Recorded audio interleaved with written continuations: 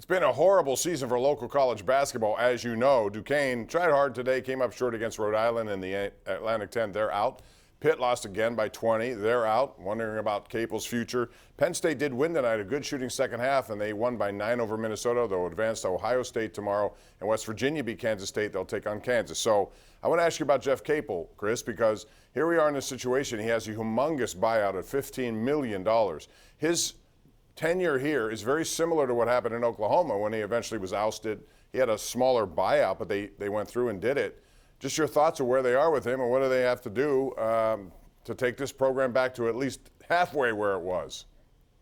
Well, it hasn't been that similar to his time at Oklahoma because he had 2 winning seasons and an Elite Eight appearance there. He hasn't had anything and here. And then he got an extension, and then it went bad. After the extension, it seemed like that happened.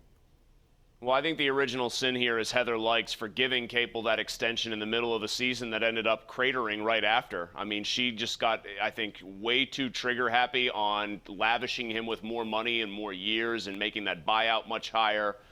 So they're stuck with him because they're not going to pay a $15 million buyout. So he's going to coach as a complete lame duck next year, Bob. I mean, how are you going to recruit when everybody knows that you're not going to be around because the program hasn't really gone anywhere? So next year is going to be an ugly, ugly year for Pitt because they're just not going to buy him out. And he said that he thinks the program's in much better shape, or clearly better shape than when he took it over, and that even people inside the program didn't know how bad it was. I beg to differ. 21 conference wins in 4 years, that's not good enough. No, and he said yesterday that they need more talent, better talent. Well, he's the guy who's bringing in the talent, so that's an indictment of himself.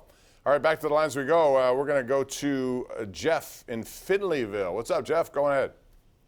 Hey, guys. As far as the Steelers drafting a quarterback, has anybody looked at this kid from Brown University, E.J. Perry, maybe picking up in the later rounds?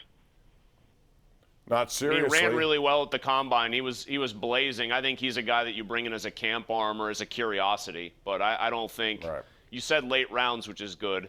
But I don't think anybody sees him as anything more than a very raw project for the NFL. Somebody takes a flyer on him and hopes they catch lightning in a bottle. And they have too many other needs they really have to take care of. They can always bring in a camp arm.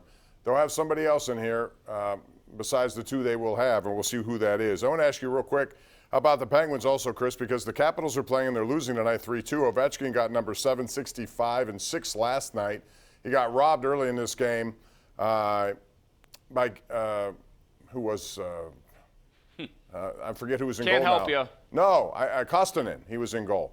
But anyway, he was going to break. He will break Yager's record. However, the Caps are getting closer to the Penguins. The Penguins are starting slowly, and now they have a problem in that they're not getting any kind of help from anyone other than the top line. At some point, that has got to change, and if it doesn't change, what do they do? I mean, I would imagine they're going to try to shake things up with a trade if they don't see anything happening in the next week or so. I think it's going to be a pivotal week. Did you see Kapanen get banished again against Florida? Yeah, he was benched in the third period.